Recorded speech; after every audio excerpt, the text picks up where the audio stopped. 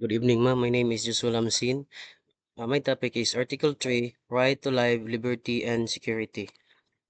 Article 3, the purpose of Article 3 is to protect human life and dignity, prevent abuse, violence, and unlawful killing, stop governments from arresting or harming people without cause, ensure everyone can live freely and safely. It is one of the core foundation of all human rights.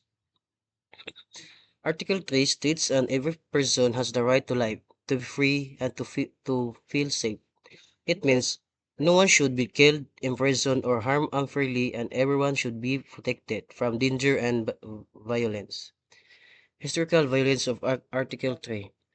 The Holocaust, World War II, on 1971 to 1945, during World War II, the Nazi government in Germany targeted Jew and other groups such as Roma people, prisoner of war people with disabilities, and political opponents. Millions of people were arrested without cause, taken from their homes, sent to concentrations and deep camps, starved, abused, or forced into labor, killed because of they were. This violated Article 3 because their right to life was taken away, their freedom and liberty were removed, their security and safety were destroyed, they were denied the most basic human protection.